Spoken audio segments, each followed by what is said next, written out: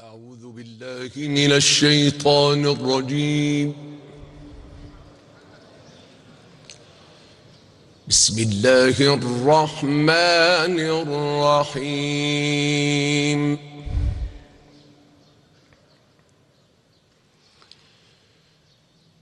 شهر رمضان الذي أنزل فيه القرآن هدى للناس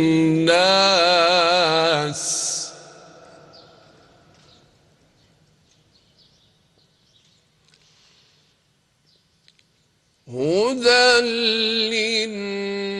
للناس وبينات من الهدى والفرقان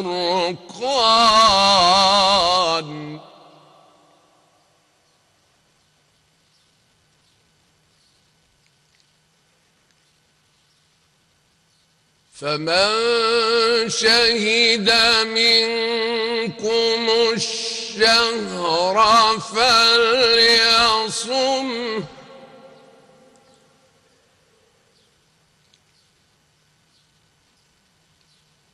ومن كان مريضا أو على سفر فعدة من أيام أخر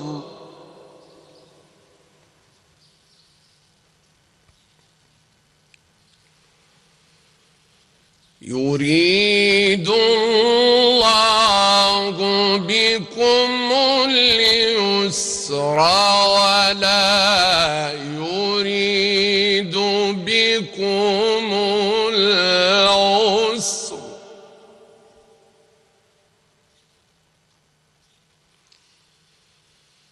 ولا يريد بكم العسر ولتكملوا العدة ولتكبروا الله على ما هداكم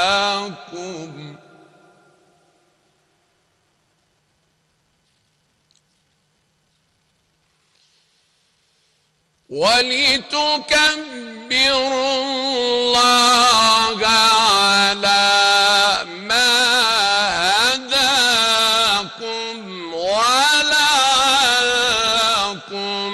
تشكرون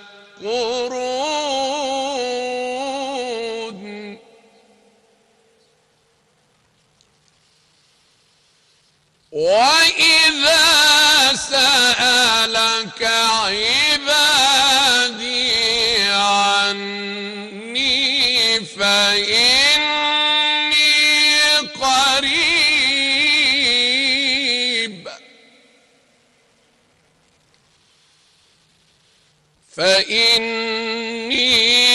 قريب أجيب دعوة الداعي إذا دعان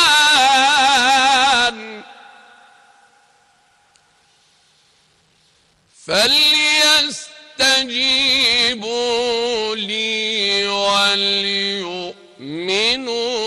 بي لعلهم يرشدون.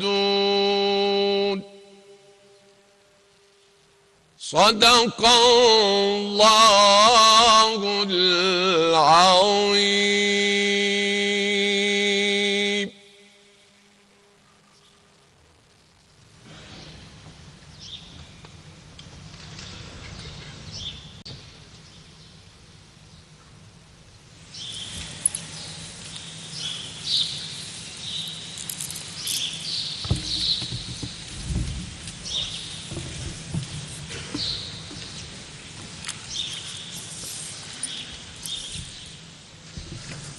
بسم الله الرحمن الرحيم.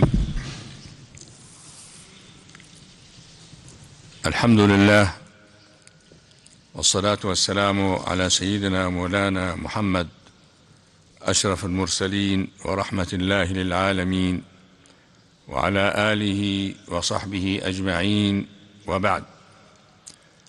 فبهذه المناسبة الكريمة المعطرة بالنفحات الإلهية، ومع مطلع شهر رمضان المبارك، يسعدني أن أتقدم بخالص التهنئة وأصدقها إلى سيادتكم سيادة الرئيس عبد الفتاح السيسي رئيس جمهورية مصر العربية، وإلى الشعب المصري كافة، وإلى الأمة الإسلامية والعربية، ملوكا وأمراء ورؤساء وقادة وشعوبا في مشارق الأرض ومغاربها، سائلا المولى سبحانه وضارعا إليه أن يلهم الإنسانية جمعاء، أن يلهمها رشدها، وأن يعيد إليها صوابها وعقلانيتها، وأن يمن على عباده بالأمن والأمان واليمن والخير والبركات. هذا وإن من بشائر الأمل والفأل الحسن أن تتزامن الساعات الأولى من شهر رمضان المبارك من عام 444 بعد الألف من الهجرة مع افتتاح صرحين عملاقين هما هذا المسجد الكبير ومركز مصر الثقافي الإسلامي، في رمز يشير إلى تعانق العبادة والعلم والمعرفة في الإسلام،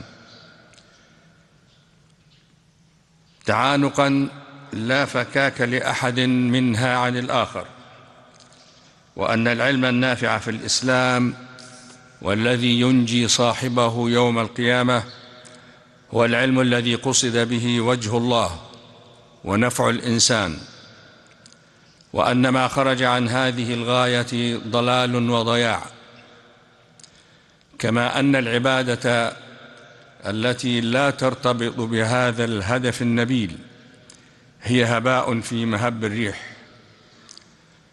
وحسبنا في هذا التنظير بين علم وعلم وعبادة وعبادة قوله تعالى: أفرأيت من اتخذ إلهه هواه وأضله الله على علم وختم على سمعه وقلبه وجعل على بصره غشاوة فمن يهديه من بعد الله أفلا تذكرون.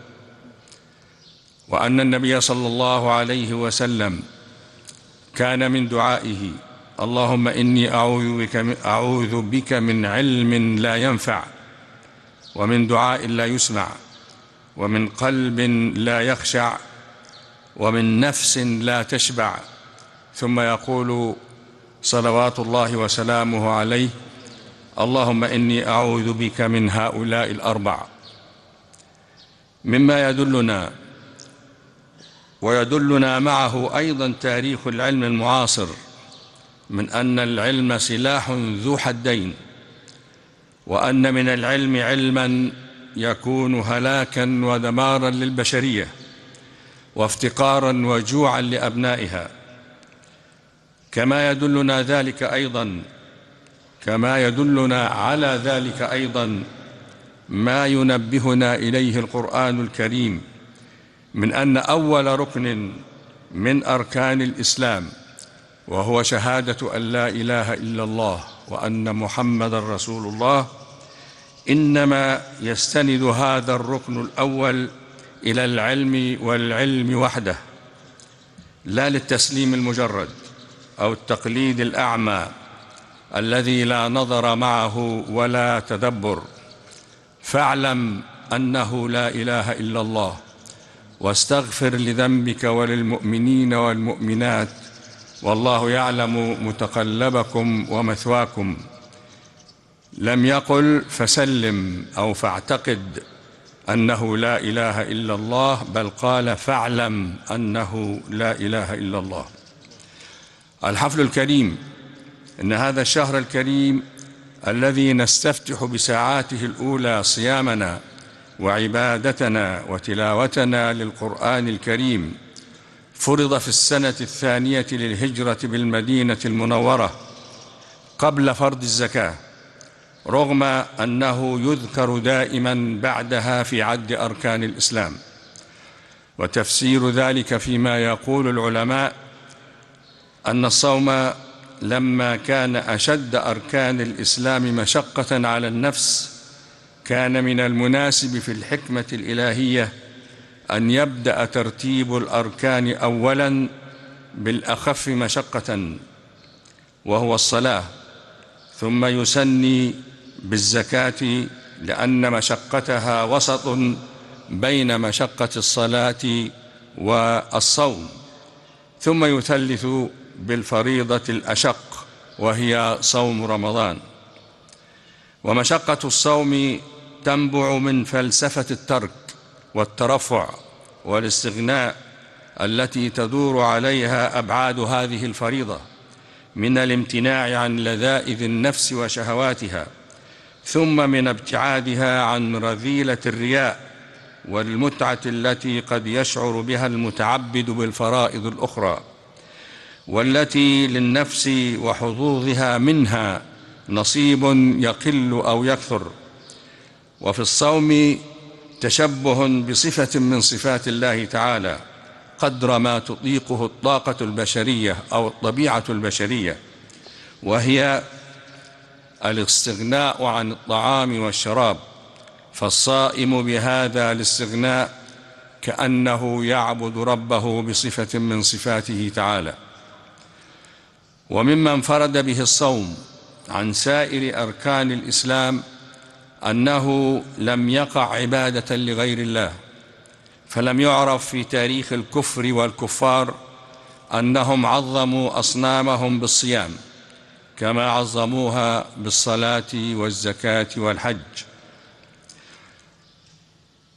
وللصوم خصوصية أخرى يتفرد بها، وهي أن سائر العبادات تنقص باستيفاء حقوق العباد ومظالمهم يوم القيامة، ما عدا الصوم فإنه يبقى كاملا موفورا لصاحبه، لا ينقصه أو لا ينقص من قدره هذا الاقتصاص من الحقوق والمظالم أمام الله سبحانه وتعالى يوم الحساب.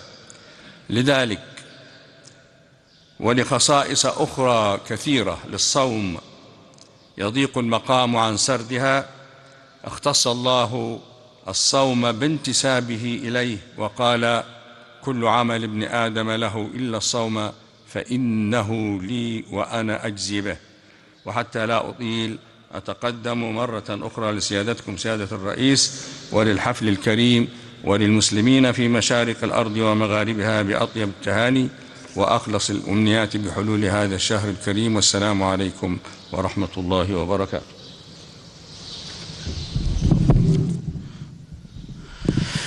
الله أكبر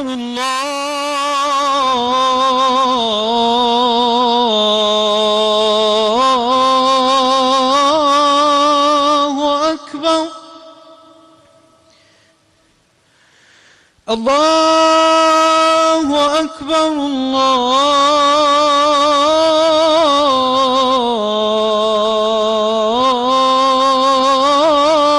الله أكبر. أشهد أن لا إله إلا الله.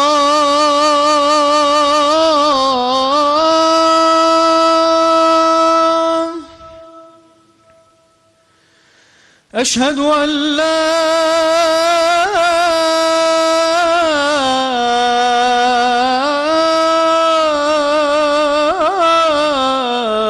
إله إلا الله.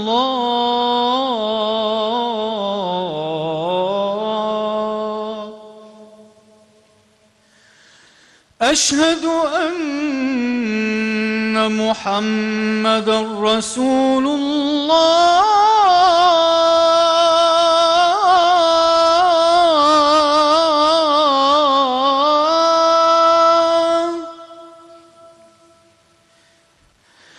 أشهد أن محمدًا رسول الله.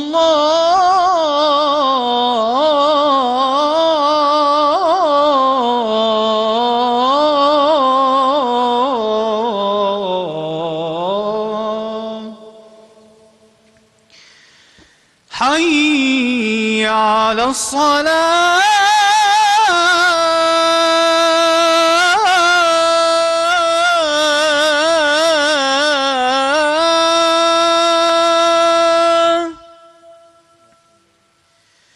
حي على الصلاة.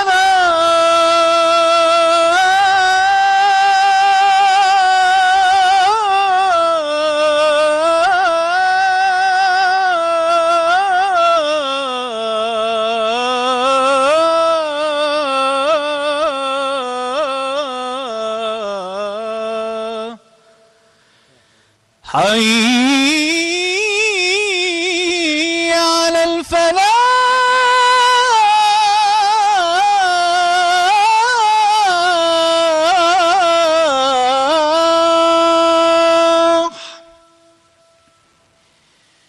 حي على الفلاح.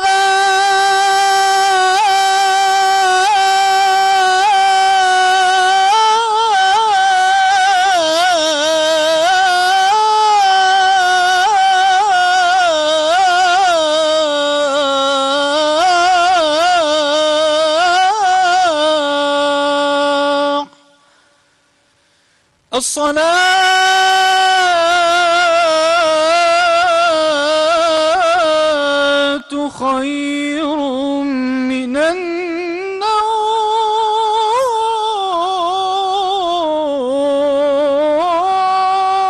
النوم. الصلاة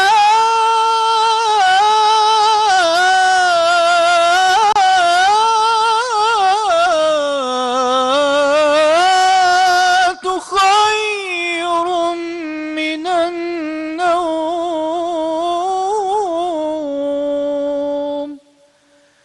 الله أكبر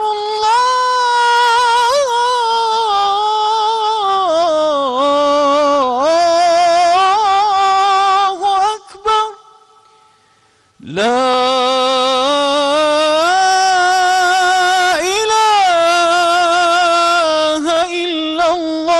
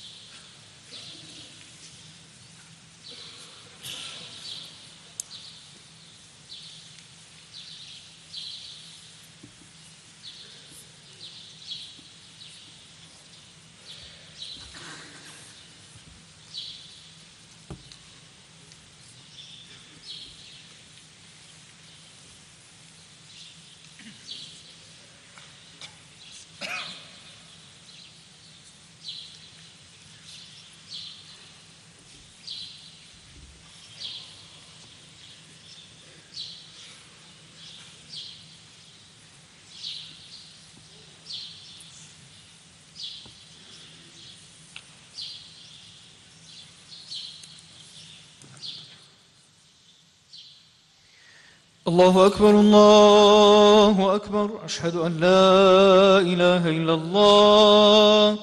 أشهد أن محمد رسول الله. حي على الصلاة حي على الفلاح. قد قامت الصلاة قد قامت الصلاة. الله أكبر الله أكبر. لا إله إلا الله.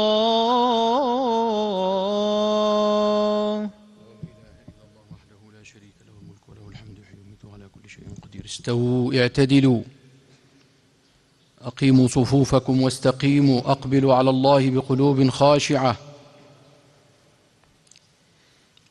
الله أكبر.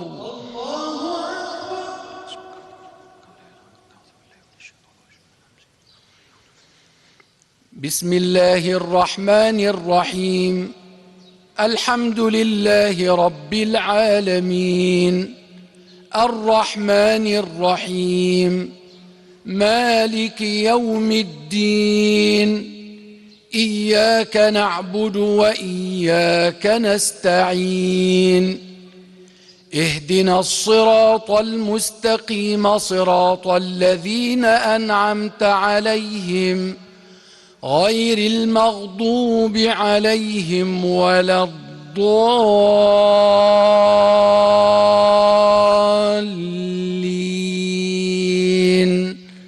آمين.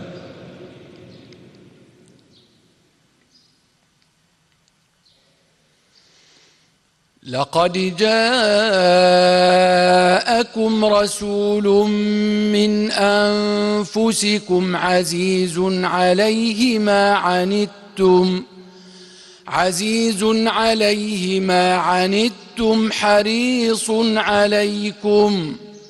حريص عليكم بالمؤمنين رؤوف رحيم. فإن تولوا فقل حسبي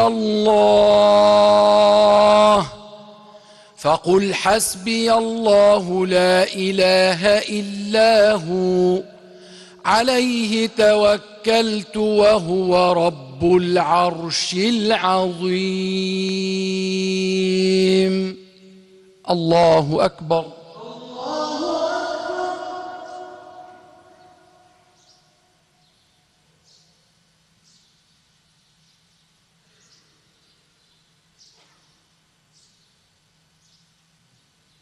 سمع الله لمن حمده.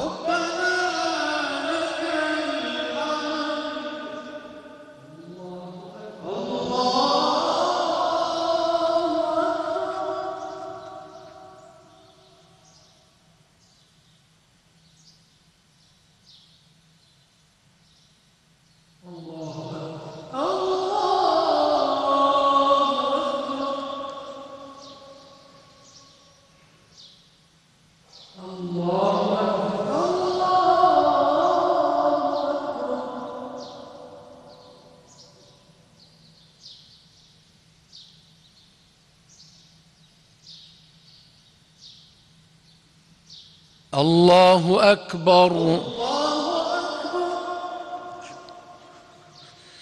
بسم الله الرحمن الرحيم. الحمد لله رب العالمين الرحمن الرحيم مالك يوم الدين إياك نعبد وإياك نستعين اهدنا الصراط المستقيم صراط الذين أنعمت عليهم غير المغضوب عليهم ولا الضالين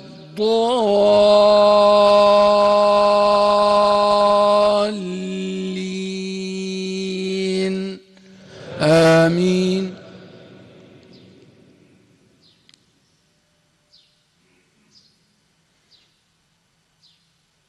ولله جنود السماوات والأرض وكان الله عزيزا حكيما. إنا أرسلناك شاهدا ومبشرا ونذيرا لتؤمنوا بالله ورسوله وتعزروه وتوقروه وتسبحوه بكرة وأصيلا. الله أكبر.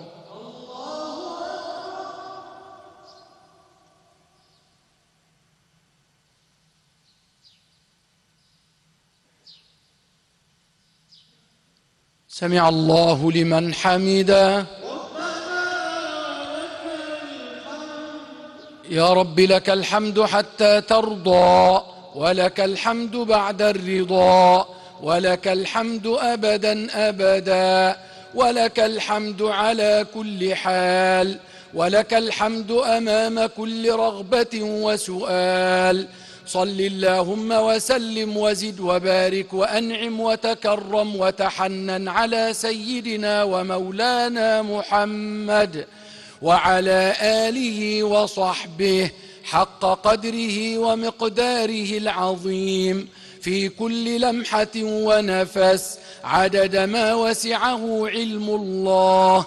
اللهم أحينا على سنته وتوفنا على ملته، واحشرنا تحت لوائه، واسقنا بيده الشريفة شربة هنيئة مريئة لا نرد ولا نظمأ بعدها أبدا.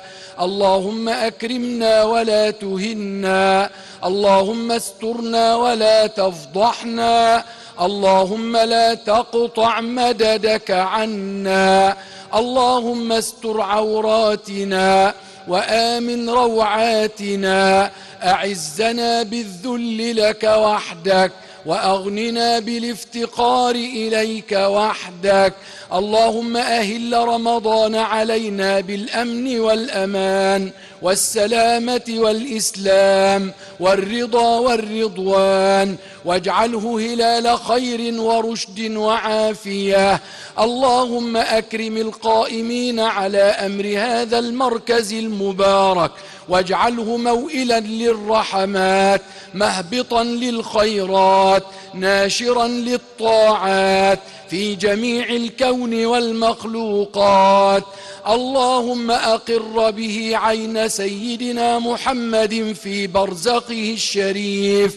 اللهم أكرم مصر وأهلها، اللهم أكرم مصر وأهلها، صب علينا الخير صبا صبا، لا تجعل يا مولانا عيشنا كدا.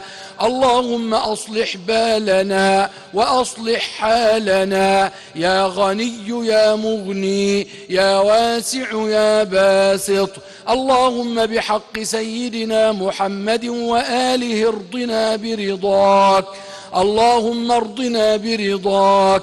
لا إله لنا سواك ندعوه، ولا رب لنا غيرك نرجوه. يا منقذ الغرقى، يا منجي الهلكى، يا سامع كل نجوى، يا عظيم الإحسان، يا دائم المعروف، اجعل صباحنا صباحا صالحا، لا مخزيا ولا فاضحا. اللهم اجعل صباحنا صباح الصالحين، وألسنتنا ألسنة الذاكرين، وقلوبنا قلوب الشاكرين، واجعل جمعيتنا جمعية خير وبركة وعافية، واجعل مركزنا أمانا وسلاما على الإنسانية جميعا. تقبل منا وقبلنا، ولكل خير وفقنا ولا تفضحنا، وأحسن ختامنا أجمعين. وصل اللهم وسلم وزد وبارك على سيدنا ومولانا محمد وعلى آله وصحبه الطيبين الطاهرين أجمعين. الله أكبر. الله أكبر.